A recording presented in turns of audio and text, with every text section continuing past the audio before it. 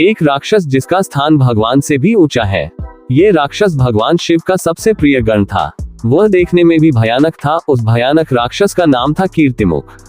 दोस्तों, आप सभी ने अक्सर एक दानव का मुखौटा कई घरों और मंदिरों में बुरी नजर से बचाने के लिए लगी देखी होगी, जिसके बड़े नुकीले दांत और खुला मुंह है।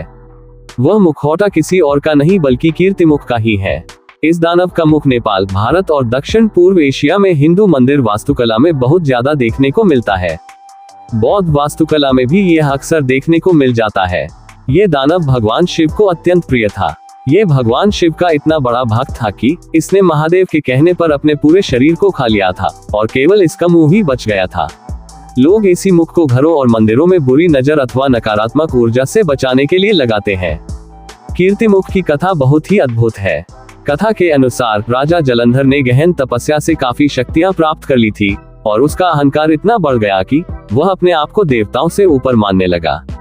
वैसे तो जलंधर भगवान शिव का ही अंश था, लेकिन अहंकार में वो देवी पार्वती से अपना रिश्ता भूल गया और अपने दूत राहु को भगवान शिव के पास भेजा और पार्वती जी को उनसे दे देने के लिए कहा।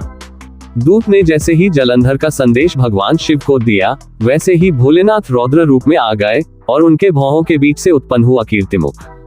कीर्तिमुख का मुंह सिंह के समान था। उसकी आंखों से आग की ज्वालाएं निकल रही थी और उसकी जीभ लपलपा रही थी। भगवान शिव ने क्रोध में जो दानव को पैदा किया था, उसे उन्होंने राहु को खा जाने का आदेश दिया। राहु को अपनी भूल का एहसास हुआ तो उसने भगवान शिव से क्षमा मांगी। शिवजी ने उसे माफ कर दिया और उस दानव को राहु को खाने से मना कर दिया।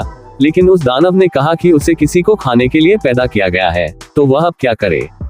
शिवजी ने उससे यूं ही कह दिया कि एक काम करो, तुम अपने ही शरीर को खा जाओ।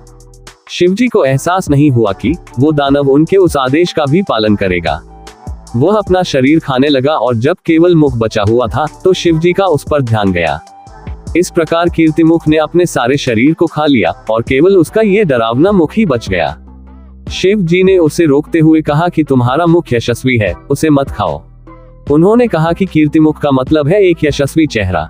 उसके बाद शिवजी ने उसे अपना सबसे प्रिय गण बना लिया। मान्यता है कि लंका के द्वार पर भी कीर्तिमुख की मूर्ति दैत्य गुरु शुक्राचार्य द्वारा लगवाई गई थी। ये मूर्ति अपने मुंह से आग उगलती थी।